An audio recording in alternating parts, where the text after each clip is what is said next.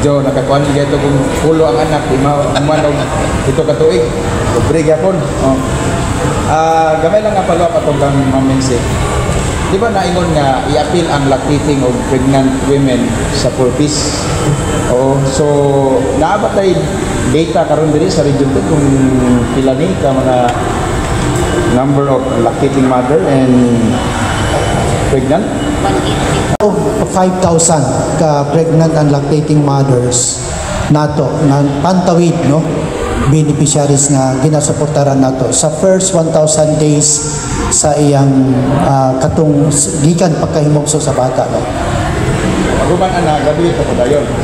Kung maabot na siya ito katuig, automatic siya graduate. Oh. Ito gyapon. Pero sige lang, mahatag lang may detalye siguro kay di kayo ko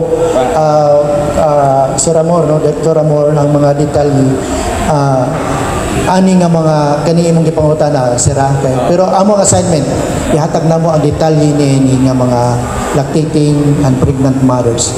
Okay, dagan nag-concern lagi pod RD nga mga mama nga ngani ba naaday ni naaday ni siya, so at least kay balog naaday pod yung data nato.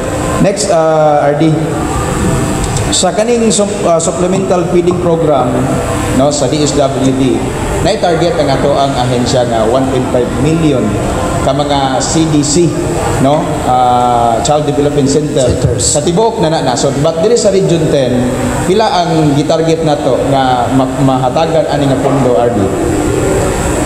Ang dili ko kay balo kayo pero ako gipa-search karon no ang target sa DC, mga daycare centers nag-operate region-wide no. Pero in terms sa mga bata, doon nakita yung mga 300,000 ka mga bata nga makabenepisyo sa supplementary feeding program sa Tibuok Region. O ako na mapasalamaton no sa mga supplier nato Director Amor sa supplementary feeding program kay blessed ang Region 10 kay in terms sa gulay mas barato tungod sa Bukidnon no makahatag sila presko o mas barato no kontra sa ubang regions nga diri pa makaog gulay sa Bukidnon. So og tungod niini medyo mas barato ang mahatag nga presyo nila unya sufficient ang nutrition na mahatag sa mga kabataan. In fact, sa 2024 doon na tayo 91% ka-improve na weight sa mga bata. So, proud ko nga mo report nga number 1 ang Region 10 in terms of performance sa improvement sa weight sa mga bata. Kaya ang mga bata, sa dili pa na mo undergo 120 days feeding program, timbangon pa man na. Timbangon kung severely underweight, kaon ang iyang katason kung putot, ugupan pang mga consideration, then human sa feeding, timbangon otro, mao nang doon natin 91 or close to 92% nga improvement sa weight sa mga bata. Pero, still, kay 91 man, sa ato pa asa man ay ang 9. So, mao tong challenge pagyapon. Kay mao lagi na, no? Nakita namo sa supplementary feeding program nga dili di ay pagkaon ra ang sulbad sa bata. Kay kinahanglan siya kuhaon sa idiworm, kuhaon sa ang bitok. Kay ang nikaon sa nutritious food sa feeding, ang bitok ra man day nikaon. So kinahanglan siya medical attention, purga. So kanang purga wala man nilabot sa among feeding. So kinahanglan makiistorya mi ni mayor sa local DOH na dunay intervention niini para effectively mao nang dili gyud nato 100%. Pero we are proud nga naipipila ka mga LGUs 100% gyud. Tanan bata nag-improve gyud. O lami tan-awon nga kini nga kabataan magdako nga sakto panglawas kay sila may umaabot nato ang mga leader ko. So in terms sa mga kabataan, doon na tayo doon ang 300,000 ka mga kabataan na musulod ni ini nga programa sa supplementary feeding program. Sige. Okay. Eskwela? Dawaton, libre man ang elementary. Unya na naman po feeding ang DepEd. So continuous to sila. So kay ang ato daycare pa man 2 to 3 years old to 5. So 5 or 6 then pag 7 na elementary na siya na po feeding ang So na yung mga babysitter karon dia RD nga mo matiman ng mga bata. kanang gwapo na nga pumunta na Director Amor, ang mga ginikanan aning bata mo po'y muluto sa pagkaon. So sila'y muluto, muandam sa mga pagkaon at kinalang limpyo o saktong nga pagkaluto kay mga bata na baning pakanon. So sila po ang mo inspect sa pagkaon panahon sa pag-deliver kung kini nga mga manok, kini nga mga gulay o fit for consumption. Naamatay mga doktor sa local government, mga po'y mutanaw, ma-assist sa mga deliveries. Okay, salamat RD. This time, John Michael Bustamante sa Strong Radio 90.3 FM. RD, ako po tana, direct na lang po. Mr. Exclusive eh. Bitaw. RD, mga ilang kong figure lang sa mga nahatag na ninyo nga mga ayuda o katong mga tabang pinansyal sa mga nangayo o tabang bitaw nga gikan sa mga hospital,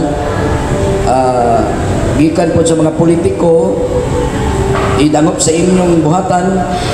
Pila na yun ang inyong natabangan nga karon nga tuig o miagi mga tuig ni-increase pa mo sa pagtabang, then pila gyud minimum ani RD kay hatag gyud sa DSWD no nga katong nagtabang ba sa hospital or sa klase nga tabang sa hospital na ba or katong mga nangamatyan ana RD? Burag okay ni nga pangutana kay nakaandam ko statistics ani sir. Remember nga doon natay duha ka current na assistance in terms sa kining AX o AKAP, no? Ang AX assistance in crisis situation, unya ang AKAP ayuda sa kapusang kita. So ayuda sa kapusang kita program. Kining duha doon natin accomplishments. Karong tuiga as of June 13, no? June 13. Doon natin 342,881 ka mga beneficiaries or mga nakadawat sa hinabang sa AX. O doon ay 81,000 nga mga beneficiaries or nakadawat sa AKAP. So, medyo dako ang AX kontra sa AKAP sa pagkakaroon June 13. So, ongoing pa ni siya nga programa, no, nga gahatag ta. Ang pinakatako sa AX ang medical. So, kung naa ka sa hospital, mangayo ka itong bill na mato ka sa DSWD. Ang social worker ang mo assess kung pilay ang ngayan sa imo, no? Then ang direport sa AKAP medical gihapon ang pinakataas. So but pasabot daghay masakiton nga tatabangan. Laktod sa pagkasulti ni Director Amor, daghay masakiton nga natabangan. Doon ay porsyento sa financial assistance na nahatag, no? Subot pasabot dili kay ang AX ug ang AKAP pwede man ta maghatag financial assistance. Kung dili medical, dili burial, pwedeng other assistance through financial assistance. Dako-dako po, no? Doon ay 271 on sa AX o 64,000 sa AKAP. In terms of budget, sa AX o AKAP, siyempre kay dako ang nahatagan sa AX, nidagan na kita karon og 1.5 billion for Region 10 sa AX lang na assistance. O mga dulan 300 million ang sa AKAP. So kini nga statistics pwede na mo i-share pinagi sa inyo para mabasa sa inyo o reference sa inyong mga paghatag o mga mga taho nga to sa mga suking tigpaminaw sa inyong istasyon. Okay. Sir, follow up na lang ako. So, pwede na makapag-update sa mga programa sa DSWD sa mga katong mga nagbalik loob sa gobyerno nga mga membro sa NPA. Kung sa mga natabangan ninyo ani sir, sa update ninyo ani karon kay sa kami naka-cover mi nagi DSWD ni tabang ani no. Kamusta sir ang inyong programa ana karon sa DSWD? Doon natay gwapo kay nga pangutana no, Director Amor. Doon ay bag-ong programa nga giumol ang DSWD. Gitawag nato ni Peace and Development, buong bansa mapayapa, PDBBM. Na kay ba nakas mga Pinoy kung kinsa presidente padulan pod ang acronym no, BBM. Anyway, doon natay 11,000 nga target sa region. Kini sila mga MN, LF, mga surrenderies, MI, o kapil na po ang mga CPP-NP. So doon natay mga 11,000 nga i-profile no, minito si interviewon kung sa ilang sitwasyon karon o kung sa mga panginahanglan nila kay nag-commit labi na ang gobyerno nag-commit labi na sa MN o GIMAY pinagay sa Bangsamoro nga kato nga agreement nga mo provide ihatag sa gobyerno ang suporta para ma-normalize ang ilang situation. O ako pang ipahibalo diri nga ang Lanao Sur nga dili iya area of jurisdiction unta sa Region 10 no kay iya ni sa Barn gihatag po diri sa ato mo nang ni nanakadako ang atong target nga for this year ma-profile na itong 11,000 sa pagkakaroon by June nanatas katungaan ng 11,000 na profile o dako na nga porsyento kining katunga sa 11 mga 6,000 dungan sa pag-profile gihatagan na po nato financial assistance immediately kay kinipot sila sa dugay panahon nagpangita po noon sa serbisyo sa gobyerno na napihig o in fact usahay lisod pangitaon tungod sa ilang seguridad kay dunay patong sa ulo o nang isa po sa mga challenges namo mangita gyud mig right connect kay kung dili na mo makuha ang connection kung asa sila di gyud na mo ma-profile tungod kay nagtago tungod kay naay mga kaso tuon nga sa ilang ulo nakapatong. So medyo kana ang so far nga update o mohatag may year-end report kung natapos ba na mag-profile ang maong 11,000. So nanamisto nga ito nga karon Director Amor ug hopefully pinagi sa right connect sa mga commanders sa nanaa dito sa mga nasa ubos ug in fact nalipay og dako nga dunay mga gobernador no nga iyang gihimong GO job order ang mga NPA sa una aron suportaran ang ilang pag-normalize sa ilang kinabuhi kay ilang pangutana manggod mao nang ni-surrender sila kay gipasaligan nga tabangan mao tong dunay mga initiative ang mga pipila ka mga opisyalis sa gobyerno dunay governors, mayors nga naghatag nag-implement sa ila. Kung uban ka niya nga gipanghimong KAFGO sa Philippine Army, uban pa nga mga pwede nilang kapanginabuyan. Kay magagad man po silang skills kung asa sila mabutang o asa sila mabilong. Okay. Sir, gamay na lang. Sir, mga programa ninyo ani kabalutan nga dagan ang mga minaw di edad, mga kabataan nga naa sa inyong buhatan, ipang safekeeping gumikan kay nakabuhat og mga krimen or pang daog-daog unsa ba ka nga klase nga krimen nga naa sa inyong buhatan. So unsa nga mga kaso nga nag-una sa inyo di sir? Sa atong mga minaw di edad sa inyong buhatan pila na ni karon unsa pa i-update nato ana karon sa inyong programa? Sige, unahon na to ang CICL, Children in Conflict with the Law. Gitawag na to CICL. Kini sila nga mga minors nga nakakomitar og heinous crime, no? Heinous crime. Nga kung dili pa lang ni minor, sigurado tingkagol. Priso na, lifetime mga priso uban pa. So kini karon mangutan na ta sa update, do natin nobinta karon ng mga bata nga ulo nga so makonsider to sila nga positive so nga si ongoing ang ilang DSWD willing to give some amount of money sa ila. So dili para sila surrender kay napabal sila mga rewards. ang custody nila karon naa sa Philippine Army. Naa sa Philippine Army ang ilang kustodiya. Ongoing ang ilang kaso. Oo, mao na nga remember kung NPA siya ang muunay ana gipangita na sila sa ilang kauban na pod. So mao na nga gawasan ng patong sa ulo napoy ina nga kaso. So kining patong sa ulo manggod usahay manggod magpanagana sila mugawas tungod kay di sila kahibalo kinsay mag-interest sa ila. Remember, kwarta na nga naay patong sa iyang ulo nga kung makatabang kung surrender sa iya makahatag pwede mapangortahan, di ba?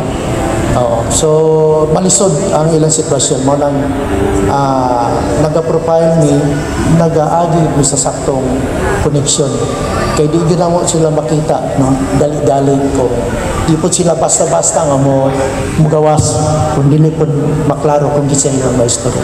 Thank you very much. Board, May buntag. na may pondo gihatag ang politiko sa DSWD budget. Okay. Murag padong na ni sa tuwa na. Sige. Okay.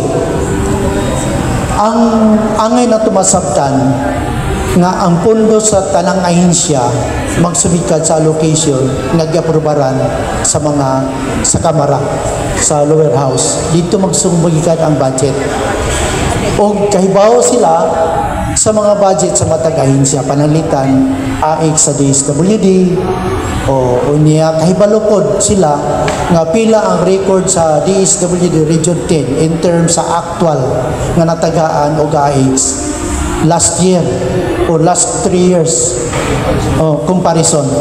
So mo nang strong na sila mo support nga increasean dapat ang Region 10 na idugang-dugangin nag 1 billion kay daghan pag nikinahanglanan. Subot pasabot budget sa DSWD. Kini karon burabag ang nangamahan, burabag nagtabang nga mapalusot dili makikalimod na kailang trabaho ang pag-sponsor. In fact, ang DSWD as agency na mo sponsor nga congressman mo present sa budget sa DSWD mismo sa Senate. It was presented by Amy Marcos, no? There is a lower house, nakalimot lang ko. Burag si taga Oo, diha sa sa Visayas. So naay mo tindog na mo presentar sa budget. So budget na sa department. Ang karon kung ma-approve part sa guidelines sa DSWD bisakin sa maka-refer. So mo na nga masaypan nga iya kun kay kinsa burag manginana kay moangkon man nga part siya nga nagsuporta sa budget. So indirectly doon na po yung mga referral na ginahimo. But DSWD will remain sa iyang assessment tanang referral bisag ang media. I know nga na yung mga media pipila nga nag-refer no sa DSWD to assessment paghihapon. Follow up. Siguro high time nga makabalo sa siguro itubang aligaron kay example ako kibali ang gumando lam ng DSWD aya pa sila nagwad-wad og mga ayuda panahon nga angat ang eleksyon. So siguro sa part of siguro sa DSWD sa society yung kadunggan na mo karon nga naman sa during the time sa kainit o kabugnaw sa bugnaw lugay no January to February to March aya pa hatag ang DSWD o bangkod na napoy mga tarpaulin sa politiko at the same time ang politiko po ang langlista sa mga beneficiary sa ayuda. Duha ka punto ang akong nakita sa pangutana, ang timeliness pag-implementar nganong natunong og dool ang eleksyon dito po ni gawas ang kwarta ug ang lista no nga gi-refer sa amo. Una, angay na tumasabtan nga ang budgeting process sa atong gobyerno base sa akong experience, Enero ngadto sa Abril, Enero ngadto sa Marso, wala pa gimulusotan ang kwarta. Gikan na anang higayon na humana anang Marso, Abril, Mayo, diha magsugod ang downloading sa kwarta.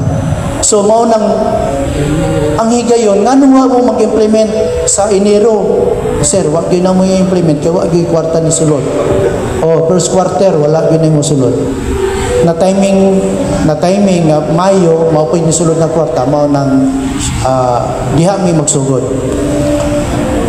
Listahanan prepared sa usa ka pipila ka mga politiko, pipila ka mga concerned groups, media, ginadawat na mo kay per guidelines libre basta kay referral. Importante lang i-assist na mo kung qualified o dili. So dunay among gibalibaran nga dili qualified o doon na po'y sitwasyon nga among gipauli kay napamatudan namo nga dili siya qualified. Dito na sa grievance. Muna importante sa amo Director Amor ang grievance nga dunay musulti nga ngano man no para mapahibalo tungod kay ang DSWD o sa national agency ang certification maggikan manggod sa lokal nga pagamahanan, gikan sa mayor, gikan ni before sa mayor, gikan ni kapitan. So kung naay mga pagpihig na ato gilikayan unta, mahibawan na muna panahon na sa actual na implementation kay naay musulti nga wa sila maapil ug anang nga higayon na among himuan o immediate nga inquiry ug nganong wa maapil ug kita na mga kinahanglan ang mga tagan kay sa tinuod lang nagapanghitabo gid na